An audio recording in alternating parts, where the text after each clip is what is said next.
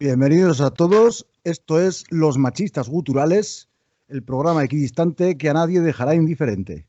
Desde aquí pretendemos huir de todo moralismo religioso secular, así que si eres una de esas personas que se ofende con facilidad, que pretende imponer su moral a los demás, huye ahora que estás a tiempo, porque vamos a magullar tu corazoncito y a sacarte de tu zona de confort.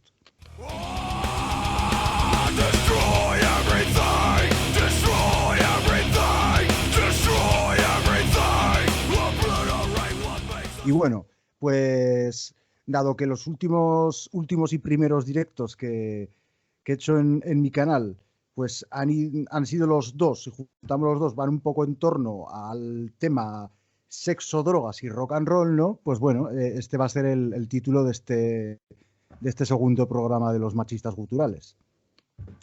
Y bueno, pues no sé si los que están aquí han visto esos dos directos o uno de ellos, o parte, parte de Yo alguno. lo vi hace mucho tiempo ya. Pero si lo grabé el otro día, ¿cómo va a hacer mucho tiempo? ¿Cuál? Ah, no, pero el del otro día, ¿cuál dices? Espera. Yo vi Los uno de únicos Machistas Culturales directos. hace mucho tiempo. No, sí, en este canal solo he hecho dos directos y los he hecho esta semana. Ah, El te refieres a de, los directos, vale, a los directos claro, es claro, otra cosa. lo de lo transexual y el transgénero y lo del straight edge. Vale, yo vi el de transexual. Vale. Pues bueno, no sé, ¿por qué queréis empezar? ¿Por drogas y rock and roll o sexo y rock and roll? Empezamos si queréis por la droga y después vamos a los abracitos, al Eso cariño. es. Cuanto más avanza la noche, más abracitos. Bien. Además, en el guión lo tengo yo justo así. Primero las drogas y luego las guarrindongadas. Pues bueno, voy a intentar hacer, para los que no lo hayan visto o para los que lo vieron y se perdieron un poco, porque yo soy un poco así, un poco rollo insua, que doy muchas vueltas igual a veces no queda claro el mensaje. Entonces voy a intentar hacer una especie de resumen de esto que comenté sobre las drogas o los movimientos straight edge, ¿no? Bueno, esto lo he puesto, de hecho, en la descripción, ¿no?, de este último directo. Yo venía a decir que, bueno, que el movimiento straight edge, ¿no?, puede parecer en principio muy positivo, muy respetable, pero en cuanto empiezas a rascar, las contradicciones surgen por todos los lados, ¿no? Porque, claro, si este proselitismo de decir no a las drogas, que parece un anuncio de estos que salían por la tele hace tiempo, ¿no? Y no a las drogas. Pues bueno, este proselitismo, si lo extrapolas a todo el mundo, pues claro, estás obviando a todas las personas que usan las drogas sin caer en la adicción. Y por el contrario, si lo adoptas de esta manera personal, que también suelen decir muchas veces los straight edge, o sea, que si lo adoptas de una manera más tolerante y lo entiendes como decisión personal, otra expresión muy típica en los straight edge, entonces la simbología esta del X en la mano y el proselitismo sobran por completo. Vamos, que al final las contradicciones surgen por todos lados, ¿no? Y no sé, igual por aclarar un poco así, por dejar un poco una base para que podamos debatir, voy a comentar un poco un debate que he tenido ahí en Facebook, que me decía alguien por ahí que, bueno, me decían, alguien no, me decía alguien a quien había invitado a este podcast, pero que todavía no se atreve a salir por YouTube, lo cual es entendible. Y bueno, esta persona me decía, ¿no?, que el straight edge merece respeto porque habría sido el mejor camino, ¿no?, para disfrutar de hacer música. Dice, por ejemplo, que claro, que esta gente va a los conciertos y son los que mejor se lo pasan, porque no necesitan mandanga, ¿no? Decía, joder, ¿para qué lo criticas? Si para una moda sana y no degenerada que hay, ¿no? Claro, yo le respondía que, a ver, que, o sea, la cuestión es, ¿realmente no necesitan la mandanga o es que les da terror porque no saben controlarse, porque no saben controlar los impulsos porque son gente con personalidad adictiva, ¿no? Claro, y que muchos straight edge se venden como personas fuertes, cuando en realidad son personas débiles y pregonan que las drogas son malas para todos, cuando en realidad son malas para ellos. Entonces, claro, esto ya lo dije en el directo, ahí veo hay mucha hipocresía y algo que puedes comprobar en la historia de unos cuantos de ellos, ¿no?, que que venían de eso, de serios problemas con las drogas, y lo puedes ver también en las letras que escriben cuando dicen, por ejemplo, yo te entiendo, adicto, porque yo también he pasado por allí y todo esto, ¿no? Y bueno, y puedes comprobar también que cuanto más obsesionados están con el tema, o sea, cuanto más presencia ves en las letras de este asunto, pues más oscuro su pasado con las drogas. Más o menos se puede hacer esa regla de 3, ¿no?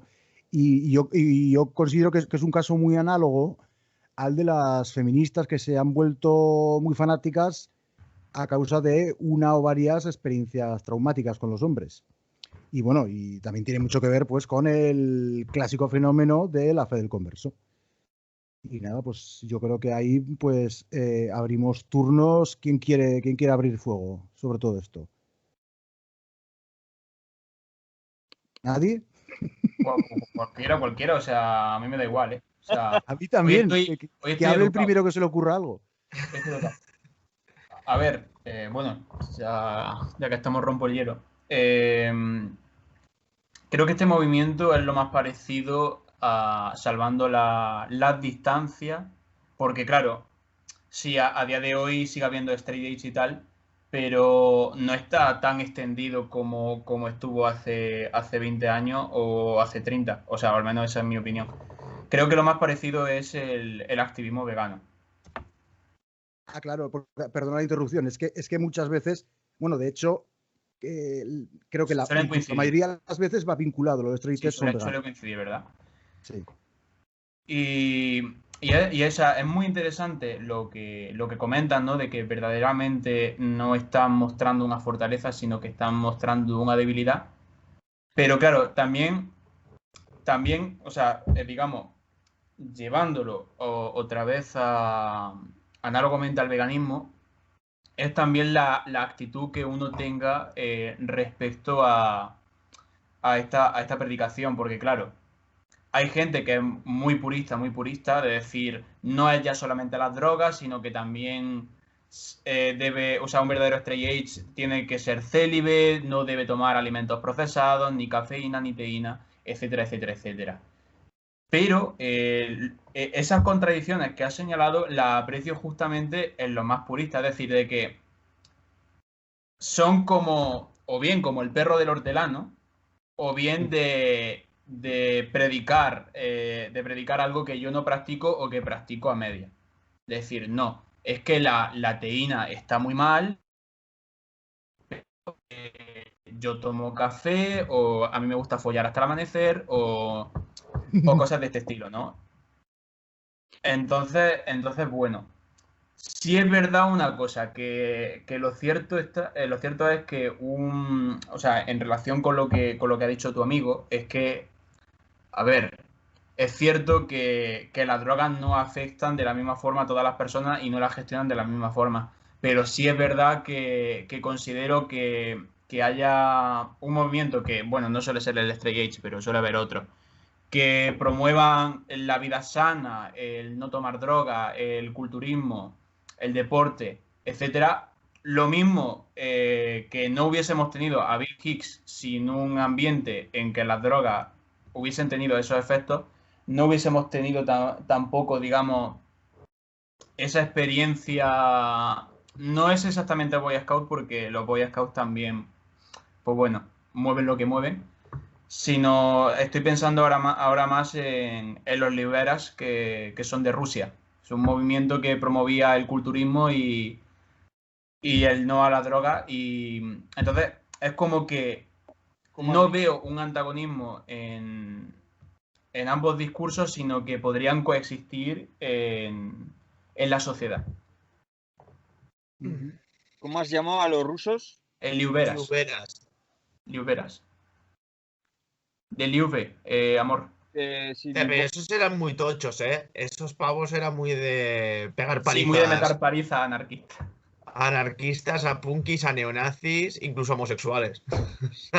Ojito ahí, ¿eh?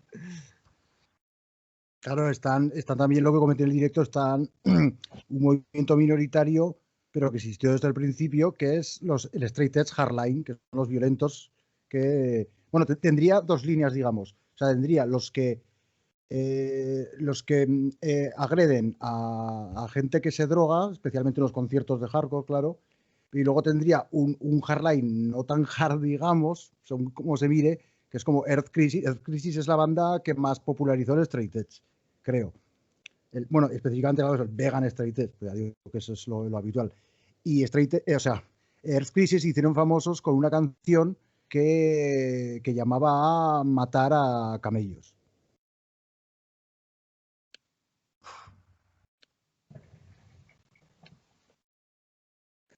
No sé, tío, yo lo veo un movimiento que la verdad es que lo desconocía totalmente, ¿eh? O sea, entonces estoy como procesando un poco, estoy leyendo un poco sobre el tema y un poco a colación de lo que ha estado hablando Enrique. A ver, lo veo también como una especie de, en ese aspecto, ¿no? Hago un poco esa síntesis, poco lo que ha dicho con el tema de los veganos o estos grupos que se autoperciben como algo superior moralmente, porque yo lo que veo aquí en los Estrella Edge es también una especie de autopercepción de soy, mira que sano soy, mira este que es un mierda, que se hace una cerveza y que es un borracho o que es un tal. A ver, yo no soy, a ver, yo precisamente, pues no me parece mal que se promuevan evidentemente un estilo de vida sano. O sea, yo con eso no me voy a oponer. El problema no es que tú promuevas eso, sino que tú estés utilizando esa promoción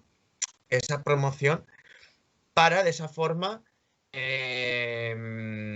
machacar a otras personas, para tú autoerigirte como moralmente superior. Yo creo que aquí también juega un poco ese tema, ¿no? Es decir, en Sí, los veganos pasa exactamente lo mismo, que es un poco lo que ha dicho antes Enrique, sí, sí. que si tú al final no eres vegano, pues eres una basura de persona y juegas siempre, ¿no? Ese concepto, ¿no? Ese precepto interior de que mira qué bueno soy, mira qué bien me porto, mira, yo no bebo, yo no fumo, yo no tal, yo no como carne. Porque de hecho he estado leyendo, estoy mirando cosas y también se llega a entremezclar con el veganismo, ¿no? O sea, al final, Sí, sí. lo que yo veo aquí, al final, es una especie de individualismo, una especie de individualismo que puede llegar a ser, en cierta forma y paradójicamente, colectivo, porque estamos hablando de un grupo, ¿vale? Un grupo de una especie de Claro. tribu urbana, Como los pero randianos, perdón la sí, en interrupción, cierta como los forma, randianos que, como decía Francisco Capella, son ese colectivo, esa tribu que se define por lo individualistas que son. claro, y ahí es cuando, claro, pero el problema está que individualista ya no eres tanto cuando necesitas que todo el mundo te perciba como un straight edge, por ejemplo, ¿no? Como Exacto, vegano, o exacto. como randiano. Lo que decía yo antes, perdón por la nueva interrupción, que si realmente fuera una decisión personal, no tendrías que ponerte la X, ni tendrías Exactamente, ¿no? que estar ahí pregonando straight edge, es lo que mola, es lo que hay que hacer. O la X te la pondría en un sitio donde no se ve. Al final, Ahí. qué diferencia ponerte una X a ponerte una esvástica o una opción de un martillo como, oh, mira lo que soy, ¿verdad? Claro. Pero yo que sé, creo que al final es un poco eso. Pienso que, a ver, que en cierta forma, a ver, no me parece mal que se promuevan este tipo de mensajes, quiero decir, mensajes de hay que llevar una vida sana. De hecho, yo que sé, en la guerra civil, no quiero meterme ya en temas políticos, pero por ejemplo, en la guerra civil, la CNT o el Partido Comunista, pues promovían un estilo de vida sano, ¿no? Pero enfocado pues, a un colectivo, enfocado a una concepción meramente revolucionaria. O cuando, por ejemplo, Roberto Vaquero habla de que hay que promover un estilo de vida sano, yo estoy totalmente de acuerdo. Pero es que yo veo ahí una diferencia entre cómo se promueve ese estilo de vida sana enfocado a una revolución y a transformar, pues, vamos a decir, la sociedad y las cosas. Y otra bien distinta es utilizar ese tipo de vida sana para autoerigirte en una especie de moral superior y machacar a aquellos que no lo hacen. Y eso me parece lamentable. Sí, además lo de la CNT lo comenté en el directo, que esto hay carteles históricos de la CNT de eso, deja el alcohol, incluían el juego, ¿ves? Claro, los Trites no los he oído nunca hablar del juego, pero bueno. Bruno, que tendrías que aportar a todo esto. Hombre, yo creo que sí, que eso, más que como reacción, yo creo que surge como propuesta mágica, ¿no? Solución mágica a todos los problemas. Son estas propuestas sociales que pretenden que han encontrado la varita mágica. Sí, la Y clave de pues, todo. Sí, entonces pues las drogas o el sexo, el rock and roll, ahí no tiene más que la función de un chivo expiatorio, más que nada, porque vamos, Mm, como ya bueno, no sé si demostrado, escotado, al decir que sí. la prohibición genera más problemas. Ujú, Eso, ese argumento lo retomó Moras, Moras, este argentino gordito que tiene un canal con cientos de miles de suscriptores. Ahí tuvo una discusión, un debate, creo que con Mikos Lukács, y, ujú, y lo planteó. Y el otro, que estaba en contra de las drogas, pues no se dignó en aceptar ese argumento, ¿no? El argumento de Moras, que era el de Escotado, que es el de que históricamente se ha comprobado que la censura, la prohibición genera más problemas que la derogación de la prohibición, como él dice, ¿no? mm. Claro, es cierto que puede haber un cherry picking ahí funcionando, ¿no? Por parte de Escotado, que puede que haya elegido los ejemplos que más le convenían. Pero yo creo que yo creo que lo que sí que es cierto es que si se quiere, se puede utilizar la droga como arma política también. Es decir, como sucedió en China con la guerra del opio. Es que el problema ahí no es decir, no, si la droga no pasa nada, vale, sí, no pasa nada cuando no pase. Pero si tú la quieres, si una potencia extranjera o interna desestabilizante la quiere utilizar, la puede utilizar y le va a sacar partido de cara a desestabilizar una sociedad. Porque sí, porque es igual que con todo, la dosis hace el veneno, ¿no? Y eso, pues, con todo, con el juego igual y con todo Sí. igual. Entonces, por ahí iría el tema, que las drogas no es que sean buenas o malas o neutras, sino que son un arma, o un recurso, un arma con doble filo. Claro. Mm. Sí, sí, sí, sí. Además que ya que hablas esto de usarlas como arma política, claro, has mencionado la guerra del opio, podríamos hablar del caso de la heroína en los barrios negros, que esto Escotado lo admitía, o sea, que decía que era verdad lo de que no es si el FBI o era la CIA, bueno, digamos, el Deep State en Estados Unidos que había metido la heroína en los barrios negros para acabar con, bueno, para, digamos, Minar. sí, Claro, minar lo de la lucha de los Panteras Negras y luego, claro, luego está esto que se habla siempre en el caso de ETA, en el caso del País Vasco, que se hizo lo mismo, ¿no? Contra los abertzales. Escotado, por ejemplo, decía que lo de las Panteras Negras está muy documentado, pero que lo de los abertzales no se lo tomaba en serio porque no estaba nada documentado. No sé eso cómo lo veis. pero es que si te das cuenta, entra en la línea de cuenta del concepto de monopolio. Es decir, tú si prohíbes algo, tienes el monopolio, porque tienes el brazo ejecutor que es la policía que es la única capaz de encuadrar, pues la, quiere decir, la politesse en francés, que quiere decir pues los modales, la educación, la que se ocupa de ello en la ciudad es la policía. Si tú tienes a la policía, tienes el medio de encuadrar el monopolio de lo que sea. En este caso, de la droga, utilizada como arma a placer por los poderes vigentes. Entonces, claro, es más eficaz derogar, vamos, prohibirla, porque de ese modo tienes el monopolio, que no prohibirla, porque entonces digamos que en cierta medida se integra en aquello llamado libre mercado, del cual pues no se sabe nunca si, vamos, nunca se tiene todo el control que uno quiere, ¿no? Sin embargo, claro, cuando está prohibido, pues ahí sí es mucho más fácil. Cuando te refieres, Bruno, a lo de lo que acabas de decir, porque tú acabas de decir que no se tiene un control total. En un libre mercado te refieres. Sí, bueno, en principio, vamos, quiero decir, si funcionara como se supone que debe de funcionar, ¿no? O sea, quiero decir que el mercado es más libre que esto otro, que lo clandestino. Claro, pero ahí está el problema un poco por lo que está pasando, por ejemplo, en Ámsterdam, ¿no?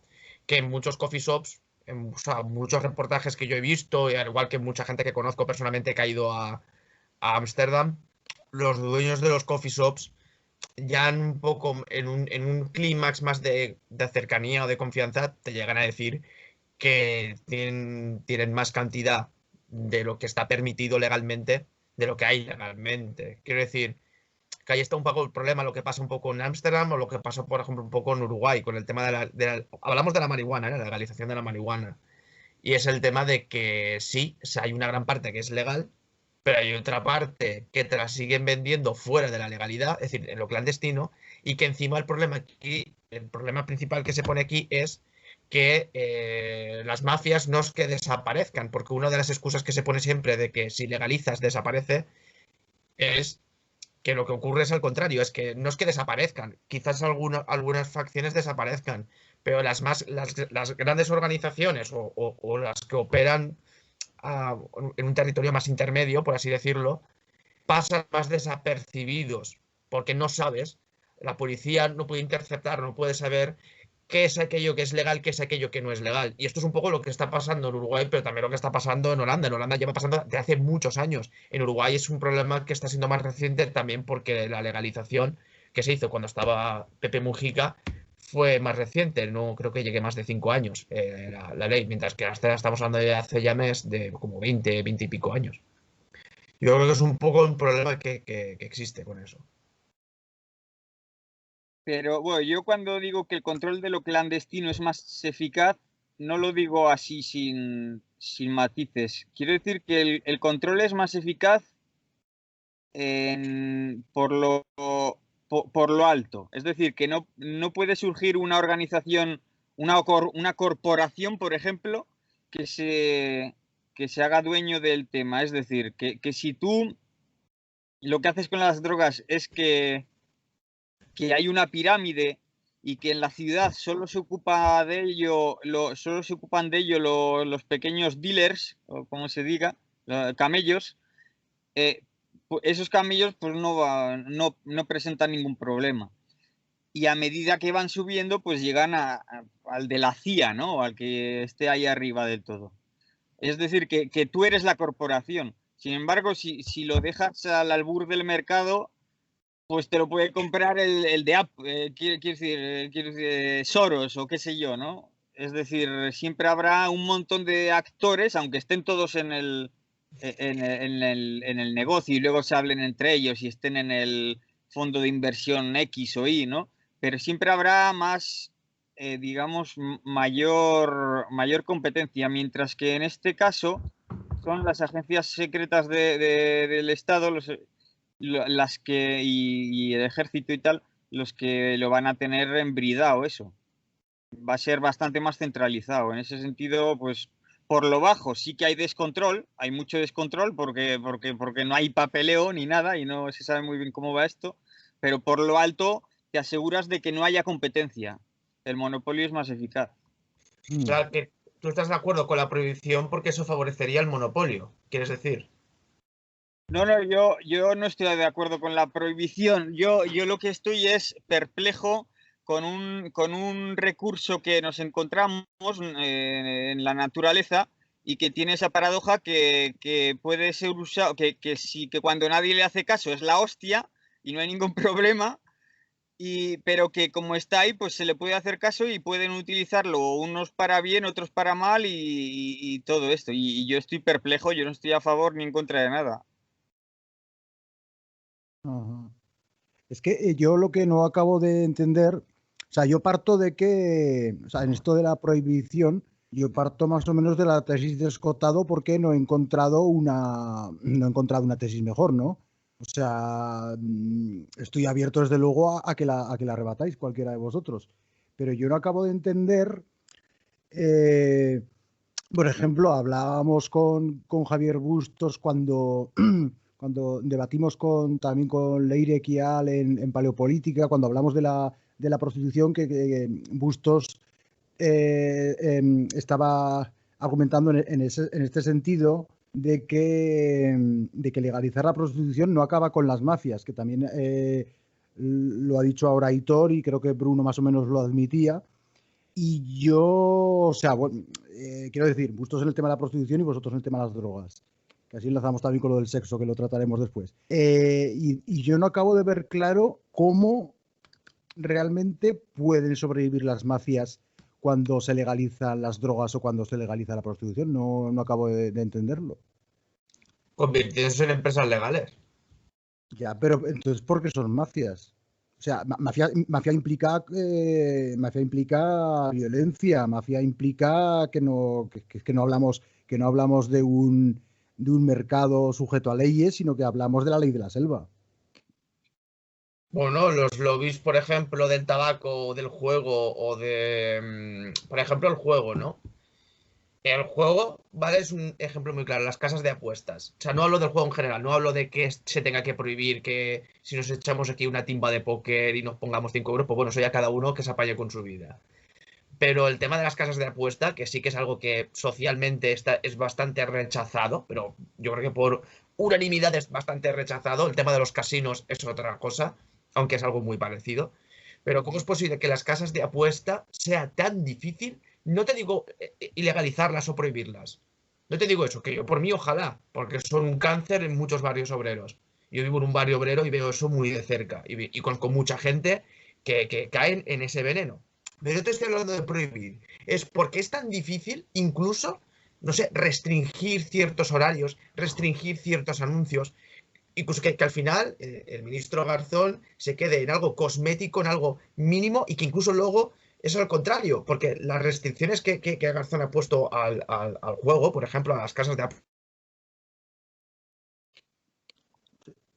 anuncios y publicidad cada vez más profesionalizada. Se te ha cortado. ¿Puedes repetir lo último, que se te fue un poco la conexión? Sí, que las casas de apuesta, que ahora están pues, mucho más restringidos en cuanto son los anuncios, por ejemplo, que es lo único, lo poco que ha podido hacer Alberto Garzón, luego te encuentras, y no sé si veis a unos de vosotros programas deportivos como Punto Pelota o cosas así. Yo que a veces sí que veo programas de fútbol. Y yo me encuentro, tío, que los anuncios que hacen de ahora, por ejemplo, de apuestas deportivas, son mucho más profesionalizados, mucho mejores, con una técnica muy brutal. Y tú dices, ¿cómo es posible? ¿Cómo es posible que esto, sabiendo que toda la sociedad lo rechaza, ¿cómo es posible que ni siquiera se puede hacer ni una mínima restricción al respecto? No te digo prohibirla, una mínima restricción. Pues al final lo que pienso es que estas empresas, aunque sean legales, actúan de forma mafiosa. Y podemos hablar de las casas de apuesta, podemos hablar de las tabacaleras, incluso podemos hablar de las empresas de alcohol. Vale, ya veo por dónde vas. Pero claro, entonces, más que de mafias, hablaríamos de lobbies con poder, de lobbies que tienen mucha influencia, ¿no? Claro, pues claro, su origen sería mafia. Claro, lo que pasa es que te conviertes en una empresa, en un lobby. Ya, pero no podemos equiparar un lobby a una mafia. No. Yo lo que estoy especificando es que tú comienzas como una mafia porque esa actividad es ilegal. Pero una vez se convierte en legal, tú te conviertes en una empresa, pero sigues teniendo una influencia, un poder, etc. Vale. Y lo que vas a buscar encima es que el Estado te convierte en una especie de monopolio. Porque tú, como ha dicho más o menos Bruno, si lo he podido pillar bien, es que tu producto esté protegido y monopolizado, que tu producto esté monopolizado por el Estado y que no haya ninguna competencia. Y esto ocurre en las reglas del mercado en muchos estados, en el que los estados tienen que proteger ciertas corporaciones, ciertas empresas, porque no quieren competencia. Entonces, muchas empresas tienen actitudes mafiosas, que no significa ser una mafia, sino que tienen como una especie de actitud mafiosa, que es lo que describe a los lobbies o los grupos de presión. Vale, que en vez de usar la violencia, usan su poder económico, su influencia. Claro, es que cuando tienes el Estado de tu favor, ¿para qué te va a hacer falta matar a alguien? Financiando a partidos y demás, lo típico, ¿no? Vale, claro. Ya veo por dónde va, Claro, además, o sea, yo tengo que admitir que en la cuestión del juego, en cuestión de las apuestas, debo admitir que no sé, que quizás soy un poco incoherente, porque claro, yo en el tema de las drogas y la prostitución, yo me inclino claramente por la regularización, ¿no? Por la legalización y regularización, o sea, con cuidado, no a lo loco. Una regularización sería, por supuesto. Pero debo admitir que cuando veo estos anuncios de apuestas me cabrean bastante. Y cuando veo claro, que toda esta moda de las apuestas de ahora, del póker por internet, de las apuestas de fútbol y lo que sea, eso precisamente, digamos que explotó, que empezó a surgir muy fuerte coincidiendo con la crisis económica, pues claro, yo ahí veo que a riesgo de incurrir en incoherencia, pues claro, no veo con tan buenos ojos la legalización del juego como la de las drogas y la prostitución. No sé cómo lo veis vosotros. Bueno, y también que me parece que ha habido un malentendido, o lo he entendido yo mal, porque Bruno creo que hablaba de monopolio, no, o sea, que el monopolio se daba no cuando se legaliza, sino cuando es ilegal. No sé si lo he entendido mal. Sí, sí. Por haber entendido mal, pero bueno, igualmente puede ser que también como dices Bruno, también sea así, pero por la vía legal, bueno, a ver, es que es algo que se ve todos los días. O sea, lobbies y empresas que buscan, mediante el Estado, pues presionar y que su producto sea el principal y la competencia que le den por el culo. Es un poco la frase que yo repito muchas veces, que uno deja de ser comunista cuando gana 10 millones de euros y uno deja de ser liberal capitalista y creyente en el libre mercado y en la libre competencia cuando tu producto es el que más se vende, y entonces buscas a papá Estado para que te proteja y acabe con la libertad de competencia y la libertad de mercado. Y en honor a la verdad, eso muchas veces lo señalan los liberales, los propios teóricos liberales. Bueno, pues son consecuencias igual tóxicas que se dan en su propia ideología, pero eso ya es cuestión de ellos, no es mi guerra. Yo para fijar rápidamente un poco lo que había dicho, simplemente lo del monopolio iba un poco con la resonancia esta de que el Estado implica el monopolio de la violencia y estas cosas. Y como había dicho que la droga era un arma de doble filo, vamos, que puede ser pues una bendición de Dios, ¿no? Pero también puede ser pues un arma, porque es cierto, o sea, es decir, a esta gente que le tiene miedo le tiene miedo al fetiche, a la palabra fetiche de droga. Por eso la droga es mala siempre, porque es que porque sí, o sea, mira, a mí si hay que regalarles la palabra, yo se la regalo, o sea, para ellos. Y por eso yo en una clasificación malamente hecha que hice, pues me inventé otra palabra, recurrí a la palabra elixir. Vale, venga, las drogas para vosotros, yo me quedo con los elixires, ¿no? O sea, pero volviendo a esto, sería el monopolio del Estado cuando se prohíbe, porque al Estado le conviene tener todas las armas, monopolizar las armas, tenerlas de su lado. Y le conviene controlar a izquierdas y derechas, ¿no? O qué sé yo. Bueno, a las facciones que se forman en el seno de una sociedad. Por lo tanto, sí, es preferible tener el monopolio porque lo manejas a placer, vaya. Sí, estoy de acuerdo. Y también eso, porque claro, todo ese juego sucio, digamos, que bueno, muchas veces se ve en las películas y las series, ¿no? Esto de cómo la DEA o la CIA pues negocia con ciertos narcotraficantes y cómo hay asuntos muy, muy sucios, claro, y eso es más fácil cuando las drogas son ilegales. Pero también el tema que las drogas lleguen a ser ilegales, por ejemplo, en casos como el mexicano, donde los cárteles llegan a ser estados dentro del mismo estado. Ante un estado fallido, porque ante México es un estado fallido, al menos de facto es un estado fallido. Todo lo de los narcoestados, ¿no? Sí, bueno, narcoestados básicamente. Claro, es que acostumbramos a movernos en dicotomías, ¿no? Estado fallido, estado no fallido. Claro. Y yo siempre insisto en que la cuestión es más de grado. Habrá estados más fallidos, otros menos. O sea, quizá Colombia es un estado más fallido que México, y no lo sé. Pero sí, yo venía a decir que, por ejemplo, no sé qué cartel era, creo que era el cártel de Sinaloa, si no me equivoco, en México, hace muy poco, mostraron vídeos vacilando que los tíos han comprado tecnología militar. O sea, los tíos tenían hasta tanques, tío. Joder. Y ropa militarizada, o sea, como un ejército. Vaya tela. Quiero decir que si México ahora mismo, el Estado mexicano desaparece en ese sueño húmedo de los anarcoliberales, los narcos, los cárteles de la droga pasarían a ser Claro. los nuevos estados. Señores feudales. Son un estado, es que son un estado, tienen Claro, su propia ley. yo siempre lo digo, que los mafiosos son como una especie de residuo del feudalismo, ¿no?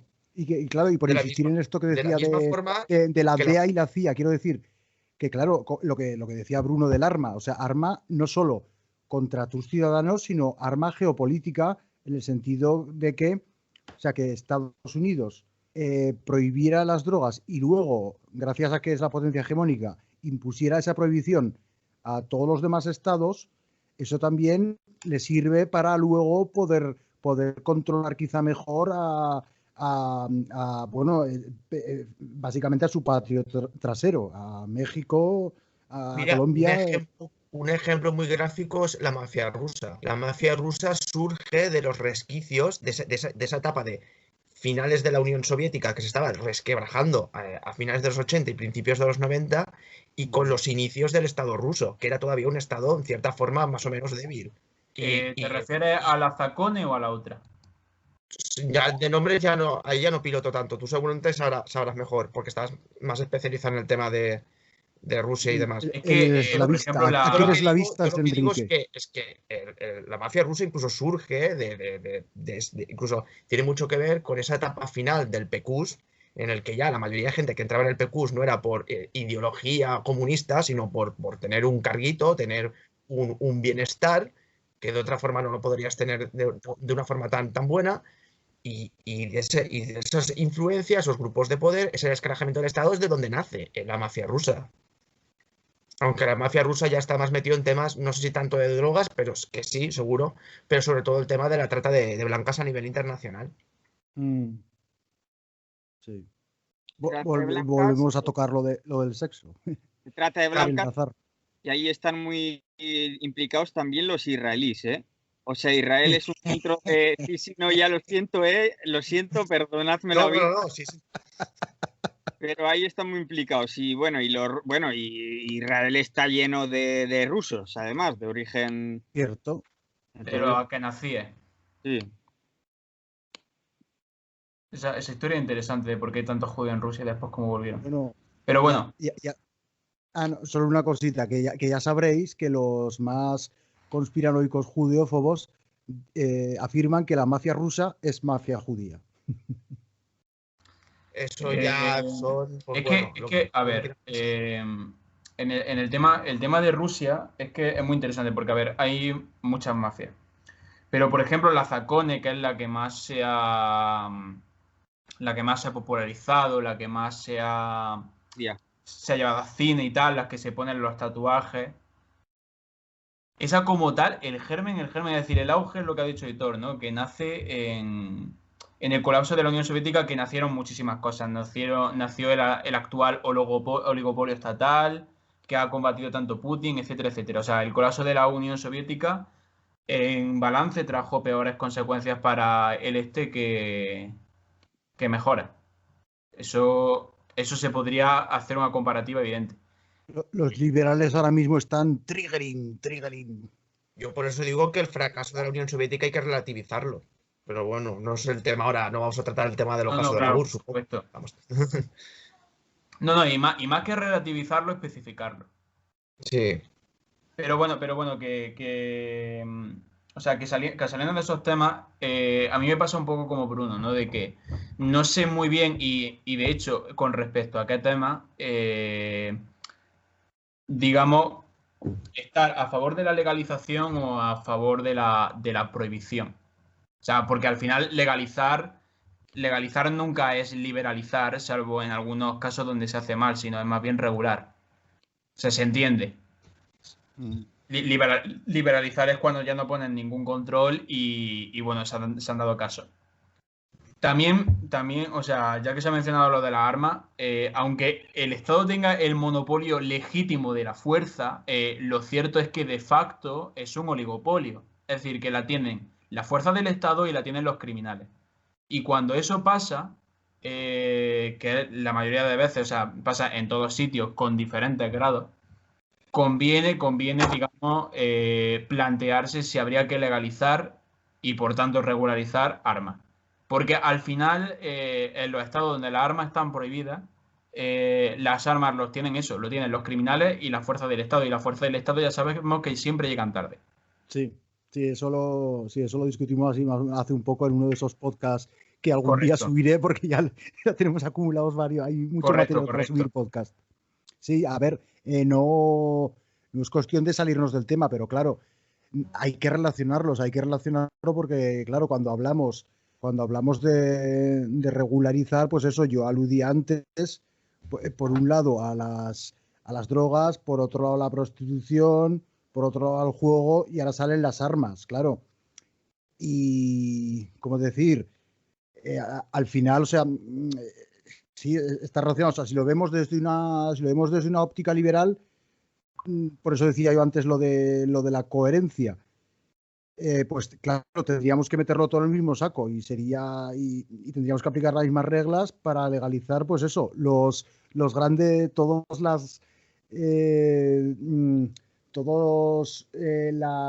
los fenómenos asociados al gangsta, que son, pues eso, drogas, armas, prostitutas, por no usar una mala palabra, y juego. El juego igual no está tan relacionado con lo gangsta, pero bueno. Claro, y es muy paradigmático lo que dice Aitor, ¿no? Pero también hay que tener en cuenta una cosa, y es que mafias convertidas en lobby pasa durante la prohibición y durante la legalización. Lo que pasa es que durante la legalización hay muchas más probabilidades. Es decir, ¿cuántas mafias a través de las lavadoras se han convertido en negocios legales? Claro, mientras se lo han permitido y en el contexto en el que ha surgido, pero quiero decir, mafias que han ido de lavadora a negocios legales en las que ya no se dedican a la violencia, pero siguen, digamos, teniendo, entre comillas, sus chanchullos. Sí es cierto que la legalización acelera ese proceso. Porque ya no solamente es que necesites lavadoras, sino que simplemente algo que antes era ilegal, ahora, digamos, tú te lo guisas y te lo comes de una forma más sencilla, ¿sabes? Claro, sí, que puede verse, o sea, que puede verse la legalización de todas estas actividades, se puede ver también como una forma de facilitar ese lavado, ¿no? Claro, correcto. Al final creo que, y es lo jodido de todo este tema, es que todo es una cuestión de contexto. Y el problema es que, como hemos articulado el derecho, no se puede hablar de contextos porque siempre tienes que tirar de generalidades y no puedes especificar. Es decir, nuestro derecho todavía no está lo suficientemente, no quiero decir desarrollado, sino adaptado como para tener un derecho que se rija sobre los contextos, sino sobre generalidades. Claro. Y entonces ahí es donde está la trampa. Sí, claro. O sea, volvemos a esto que yo siempre le critico a la teoría liberal, que es que siempre se abstrae del contexto histórico, del contexto geográfico, del contexto social, cultural. Y ojo, también te digo que aunque un negocio aunque una actividad sea legal, pero como sabremos tendrá un pago de impuestos, un IVA, etcétera, esto también puede favorecer a que las actividades ilegales sigan existiendo. Por ejemplo, el tema del tabaco. Si tú cada vez estás encareciendo el tabaco y los impuestos son cada vez mayores en el tabaco, eso, y es que existe, va a favorecer un mercado negro de contrabando de tabaco. Lo mismo con el alcohol. Es que esto cuesta muy caro, y encima ahora con el COVID, macho, es que no te puedes ni fumar un cigarro en la terraza. O sea, antes te prohibieron fumar en espacios cerrados, pero es que ahora con el COVID te prohíben fumar en espacios abiertos. Bueno, o sea, oficialmente está prohibido fumar en las terrazas, que ya os comenté la anécdota de que bueno, hoy mismo me ha pasado también, que he tenido que pillarme el café, ponerme al lado de la terraza en una esquina para poder fumar mientras me tomaba el café, porque yo asocio una sustancia a la otra y no concibo tomarme un café sin fumarme un cigarro, ¿no? Pero creo que realmente, o sea, no sé hasta qué punto es oficial, pero creo que realmente no se permite fumar por la calle. O sea, yo voy fumando por la calle y estoy pendiente de que no haya un coche de policía, porque si veo un coche de policía, parece que lo que hay que hacer es ponerte la mascarilla y esconder el cigarro, ¿no? Creo que eso es más sobre todo en zonas urbanas. Ujú. Si estás en el campo, pues supongo que no pasa nada.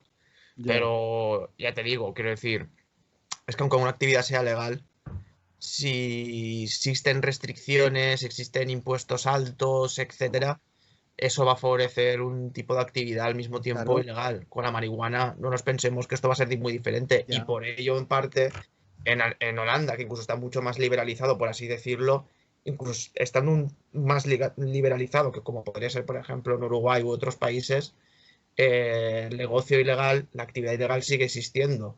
Y Ujú, muchos coffee shops siguen comprando más cantidad de la que le fija el Estado ujú. o la que permite el Estado. Sí, a ver, Entonces, no, acaba. ¿no? Y es eso que em, al final yo creo que el debate se plantea de forma muy mala o muy erróneamente si se plantea en términos de, no, si se legaliza desaparecen las mafias. Si no se legaliza, continuarán las mafias. O las actividades ilegales, vamos a dejarlo así. Es que ni una cosa ni en la otra. Quiero decir, posiblemente es tan legal, vuelvo a decir, se transformarán en otra cosa y aunque se transformen en otra cosa habrán otros núcleos o las mismas actividades seguirán comprando de forma ilegal. Entonces, creo que esto es algo inevitable igualmente. O Sí. sea, pero nunca se debate en esos términos, se debate siempre en si específicamente desaparecen del todo o no desaparecen. O sea, pues no. No, lo del tabaco es importante traerlo a colación porque, claro, hay que recordar que los narcos gallegos empezaron traficando con tabaco. Y hay que recordar, por otro lado, cuando hablábamos de los lobbies, de Cuando, el poder que tuvo en cuando, Estados Unidos cuando el tabaco era mucho más barato, ¿eh? Sí, Cuando el no, tabaco era mucho más es barato verdad, que sí, sí, ahora. pero también recordar el poder que tuvo en su momento los lobbies de las tabacaleras en Estados Unidos y cómo no sé, bueno, y realmente hicieron fuerza para que no se difundieran los estudios científicos que probaban que el tabaco era muy dañino. O bueno, o recordar también lo de Eduard Bernays, que yo siempre recomiendo porque parece una joya el libro este de Manual de Propaganda. Pues Eduard Bernays, el sobrino de Freud, a ver qué dice luego Bruno sobre eso, que, que este hombre, bueno, él fue un hecho muy recordado, claro, muy paradigmático de cómo funciona la propaganda, de cómo consiguió que las mujeres fumaran, vinculando el tabaco en las mujeres a la liberación, al feminismo y tal. Que fue una maniobra maestra, o sea, fue una maniobra maestra. El libro te explica mucho esto, de cómo vincular unos fenómenos a otros, así, para que la propaganda sea más efectiva, y es que fue exageradamente exitoso. Vinculas el tabaco a la liberación femenina y consigues prácticamente doblar el mercado de consumidores de tabaco. Sí, yo para hacer la conexión así rápida y fulgurante entre ciertos temas, voy a ir de uno de los ancestros de Bernays, que era descendiente de familia de rabinos de Hamburgo. En Hamburgo, bueno, había pues una comunidad judía que luego tuvo mucha importancia en varios asuntos. De ahí, por ejemplo, creo que salió Cassirer, bueno, salió Lessing, el que fundó gran parte de las doctrinas sobre el arte del siglo XIX, Lessing, el que escribió el Laoconte. No sé si Cassirer venía de por ahí también. Luego había también un banquero, por ejemplo, Berenberg. Luego había... Yo tengo que dejar, ¿eh? Vale.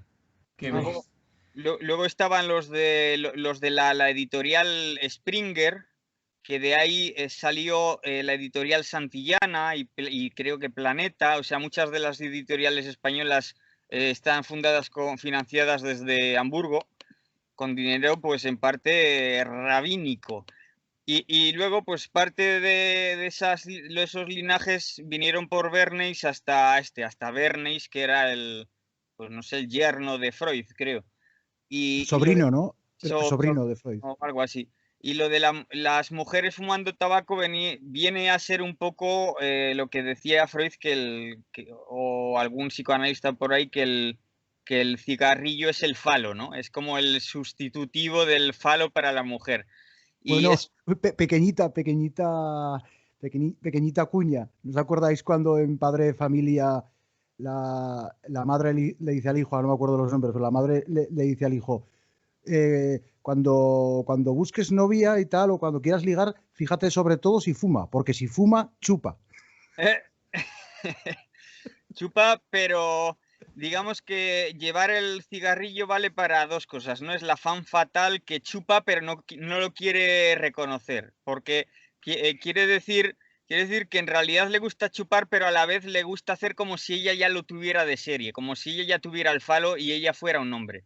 Porque todo esto surge en la época de la liberación sexual, ¿no? Bueno, la liberación, ¿qué liberación, no? Del empoderamiento de la mujer, de que la mujer podía votar, el sufragio femenino y todo esto.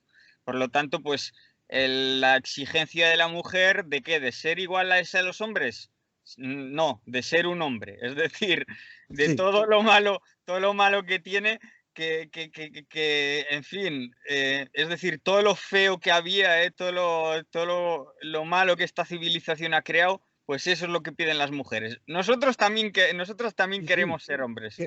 Mira, O mira que ha sea, tenido desarrollo el feminismo, pero todavía hoy se sigue viendo claramente esa asociación entre la igualdad y copiar lo que hacen los hombres. sí, sí. Lo vemos siempre con esto de las profesiones, ¿no? Es que estas son profesiones de mujeres y por tanto son opresivas, patriarcales, y las profesiones de hombres son las buenas.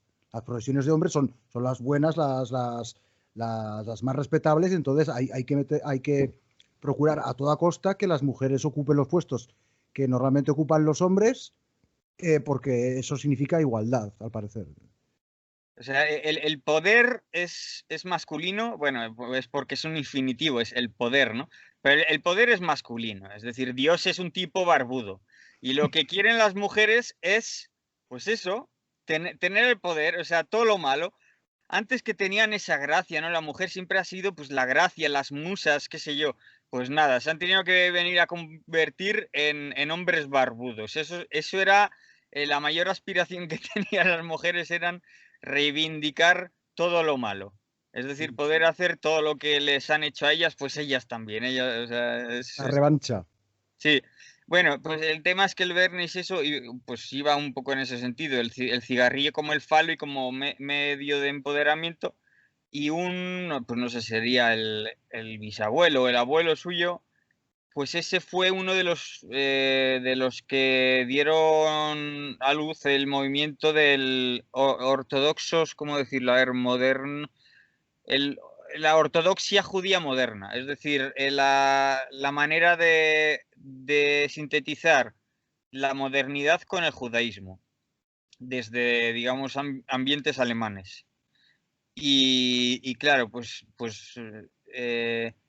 quizá Marx habló en la cuestión judía sobre el tema de los judíos, ¿no? Les echó muchas cosas en cara, pero rápidamente los judíos, las comunidades judías, ya desde antes de Marx, no dudaron bueno, siempre quedará el pueblo, gran parte del pueblo judío, ¿no? Que quedó pues aislado en sus guetos y todo lo que se quiera, pero las vanguardias judías siempre han estado ahí y, pues digamos, integrándose con el resto de vanguardias y de élites de la sociedad. Y entre ellas ahí encontramos a Bernays, pues eso, que generó este movimiento que es la ortodoxia judía moderna, del cual beben, por ejemplo, los Kushner, que son el yerno de Trump, pero no solo el yerno, es decir, su padre y compañía en inglés se dice real estate developers, es decir, gente que invierte en inmobiliario. Y entre el inmobiliario que tenían esta familia, pues está el World Trade Center, es decir, las Torres Gemelas. Ya se sabe que por las Torres Gemelas, el que Dershowitz, no, era otro tipo, cobró 6.000 millones de dólares cuando se cayeron, porque lo tenía bien asegurado y justo ese día, el que iba siempre allí, pues no fue. Se fue al dentista, dijo. Sí, sí. Pues, entonces, pues con esta gente estamos tratando, ¿eh? Le están pitando los oídos a Michael Bohr. Sí. Seguro. Hostia, tío, es que esto es... Sí. Ya hemos tocado la cuestión peligrosa. Peliaguda. O sea, yo he dicho judío sin querer, porque no tendrías que haberlo dicho. Porque aquí, con hablar de ciertos apellidos, nos ahorramos todo el tema étnico. Decimos judío, no sé qué, ortodoxo, no sé qué, y ya está. No lo digas más veces. Eso. No, pero sí es curioso un poco lo que ha dicho también Bruno, que... Y esto es un poco lo que... Y por lo que cuando se está hablándose del sionismo, del judaísmo, etcétera, hay que distinguir muchas cosas. Quiero decir, el judío ortodoxo es, digamos, el judío, digamos, más histórico, más tradicional, etcétera. Y a partir de ahí hubo en el siglo XIX como una ruptura, y ahí tiene mucho que ver Teodoro Herzl, que es el padre del movimiento sionista, y es donde ya surgen alrededor, pues ya muchas figuras más laicas, más progresistas, más rompedoras, que no tienen nada que ver. Si es que, de hecho, los judíos ortodoxos son antisionistas. Y eso tiene mucho que ver y tiene mucha colación a lo que ha descrito más o menos Bruno. Procurad no usar esas palabras y decir J, S. Vale. No, pero no lo estoy diciendo en ningún momento como algo ni mucho menos negativo ni peyorativo. Es un análisis histórico. Aitor, el algoritmo no entiende de contexto. Ya, pero... Bien lo sabemos. Ya, pero bueno, quiero decir, pero es que es algo que yo cuando estudiaba el movimiento J, tanto en el instituto como en la universidad, aparece la palabra, pero bueno, quiero decir, básicamente quiero decir eso, que hay una ruptura y precisamente lo estoy diciendo como una crítica a los antisemitas, que tratan de englobarlo todo a lo mismo, cuando no es lo mismo todo. Esa palabra es buena. Antisemita es una palabra bien. Pero, a ver. Estábamos hablando de drogas, que creo que esa palabra se puede usar, no lo sé si esa palabra se puede usar. Sí. En verdad nos hemos ido un poco del tema. Sí que venía a colar un poco, pero sí que no vamos a hablar del movimiento J ahora mismo. Sí, movimiento S, comunidad J. Eso. Vale, lo de las drogas, vale. Lo que pasa es que cuando se desvincula, cuando se intenta hacer una dicotomía entre mercado y Estado, yo no me la creo, vamos. O sea, ya me pongo suspicaz ahí porque no... Claro.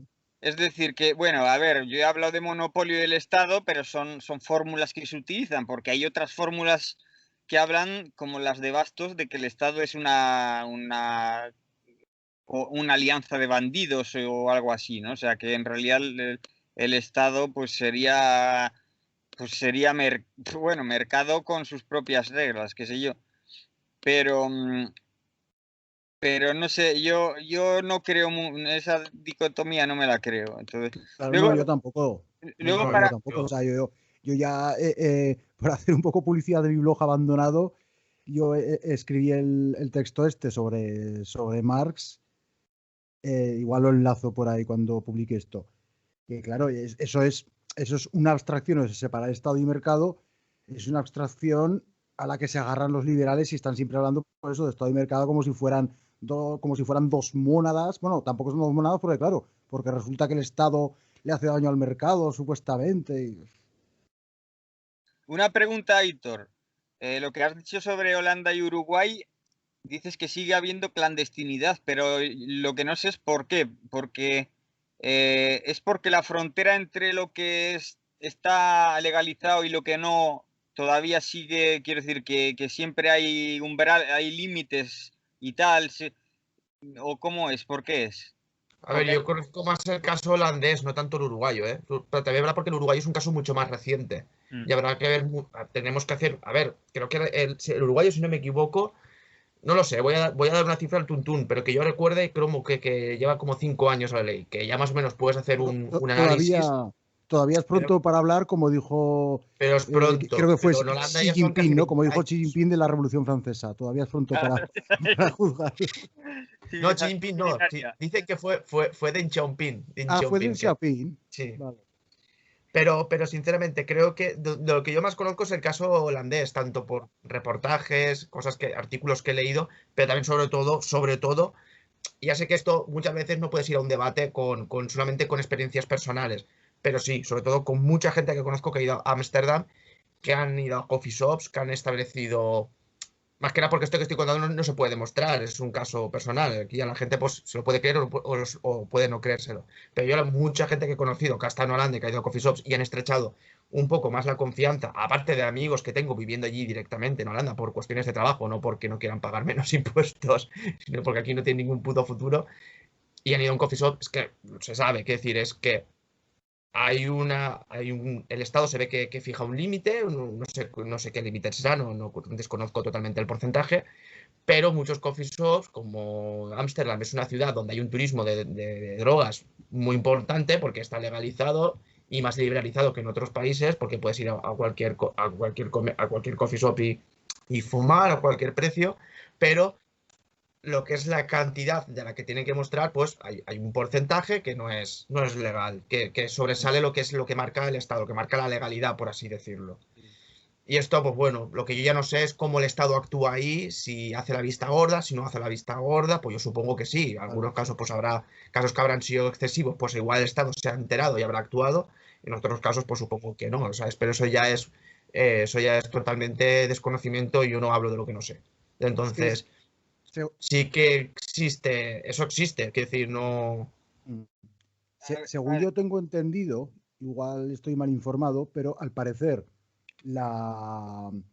esa cantidad máxima de marihuana de marihuana y hachís que se le permite tener a los coffee shop, por lo visto, es tan mínima que es absurda. O sea, que si realmente un coffee shop tuviera que funcionar teniendo en stock solo esa cantidad, pues es que enseguida lo agotaría. Es lo que tengo entendido. Y por hilarlo con el tema de Holanda, hace no mucho vi un programa de Dragó precisamente cuando estaba en Canal Nou. ¿Te acuerdas cuando estaba en Canal Nou Dragó, que se llamaba el programa El Faro de Alejandría? El Faro de Alejandría. Y entonces ahí hicieron un debate sobre drogas, ¿no? Entonces había dos más o menos anti-legalización y en el lado de la pro-legalización o pro-regularización estaban Escotado y un holandés. Y ahí lo que me llamó la atención es la arrogancia del holandés y el chauvinismo. La arrogancia y el chauvinismo del holandés, que lo presentaba como no, es que como los holandeses, estaba siempre hablando así, ¿no? En estos términos de los holandeses somos sensatos y racionales y modernos y nos hemos quitado esos prejuicios y tal. O sea, como entre líneas se leía, no como estos putos católicos mediterráneos, estos pigs, ¿sabes, no? Hay una arrogancia y un chauvinismo del holandés, hay como de... Tremenda. Es lo típico del protestante, ¿no? No, es que claro, es que nosotros somos más avanzados, más racionales, vosotros sois unos paletos que aún seguís en el oscurantismo católico y tal. Pues bueno, pues bien por ellos. Esto es como lo que dije ayer en el directo del PPC, ¿no? Cuando, por ejemplo, dijeron que la derecha catalana es mejor porque es más laica, europea, global, progresista, y Sí. que la derecha española supuestamente es nacional católica. Digo, pues bueno, yo prefiero una derecha nacional católica porque por lo menos era antiliberal, proteccionista y soberanista, ¿no? Pero bueno, la desgracia es que esa no es la realidad. Como si las élites económicas catalanas no hubieran sido las más franquistas de todas.